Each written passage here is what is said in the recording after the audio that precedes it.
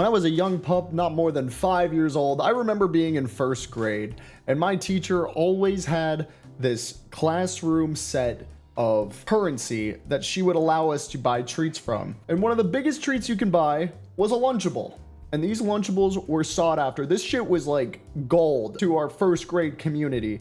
This shit was like gold. It was basically like oil being discovered. Once we understood that Lunchables were at stake, we were reading everything. We were reading extra books, doing our homework on time, extra credit. I got you. I don't know what extra credit we had in first grade. Maybe sit crisscross applesauce for 5 extra minutes without talking, something like that. But I loved Lunchables, okay? We had the nacho Lunchables, the pizza Lunchables, and the stacker Lunchables were the classic. If you brought a Lunchable to school, you were basically a god amongst men.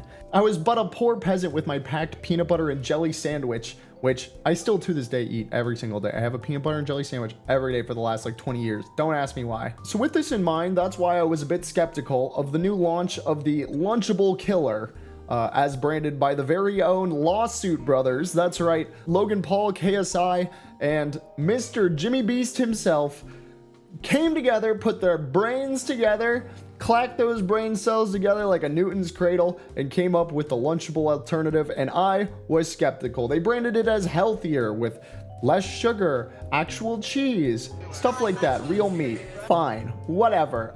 I honestly didn't want to talk about it. I really didn't want to talk about it, and I didn't want to make a YouTube video out of it because it just looked like a nothing burger of drama. That is until Twitter 2 days ago. That's right. A YouTuber by the name of Rosanna Panzino. I hope that I'm pronouncing that right. Rosanna Panzino. For her YouTube, Panzino was making a food review of Lunchables and Lunchlies, comparing them, contrasting them, seeing which one tasted better. Pretty basic YouTube content. That is until she opened the package. And this is why we're making a video on it today. Shooting a video comparing Lunchly to Lunchables, and I opened the first package, which was supposed to be good until December 8th, 2024. And we just got this one. This was fresh from the store this morning.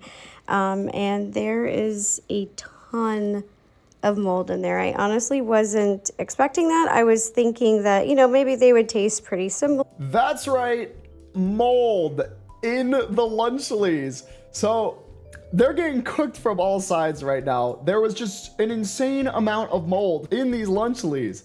So I personally just think it's the most delicious, beautiful irony that they're trying to gouge their community to buy these Lunchable alternatives, claiming that they're healthier, and then feeding them mold.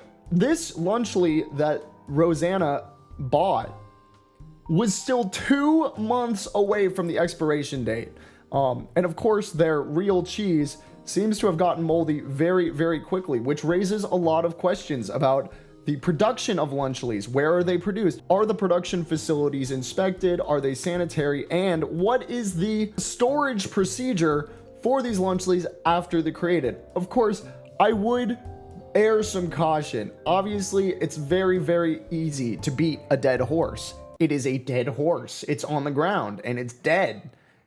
I didn't kill it, but it's there. I'm just saying. I would urge caution about this because there is a lot of things that happen in between the production, the storage, the transportation, the distribution, and then where it happens in the store. There could have been a lot of things wrong. The store's refrigeration units might not have been up to code. They might not have been cold enough, which would lead to this cheese getting moldy.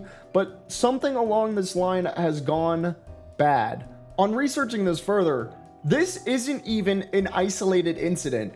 I will say, take this with a grain of salt. It is a Twitter user by the name of PepSBB that is making this claim, but they have compiled a collage of all the people that have found mold inside of their Lunchlies. You can see at least 10 different 1, 2, 3, 4, 5, 6, 7, 8, 9, 10. You can see at least 10 different cases of Lunchlies being found with mold in them, and they claim that the common denominator is the faulty glue application, most commonly alongside the longest side to the corner with the cheese.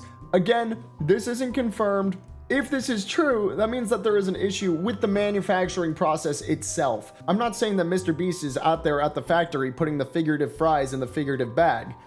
I'm sure he's not actually at the factory, but I mean, I would expect a lot more caution, especially when you're selling your products, which are food-based, to your audience of largely children. I would expect a little bit more food safety standards, holding themselves to a higher standard, especially from a multi-hundred millionaire that Mr. Beast is. When they reached out to Mr. Beast's PR team to comment, and these guys are, these guys are like suits. These probably like the Men in Black of YouTuber PR. Their only response was, quote, "Consider the source." So they essentially just called Rosanna a liar, which to me is just an insane move. This YouTuber opens this moldy cheese product that is still supposed to be good for 2 months, and instead of very easily just being like, a lot of things can go wrong in between the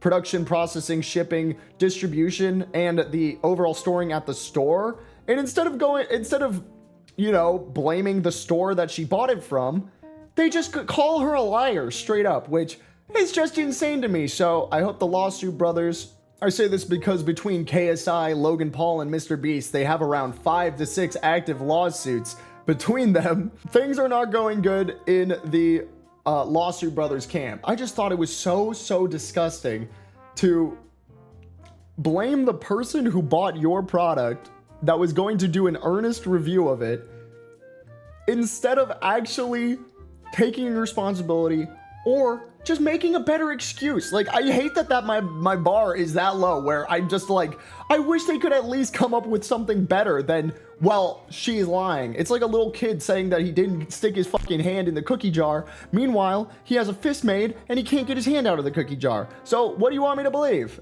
Anyway, the slop happens, I just shovel it. So that's the news for today. See you in the next video. Later.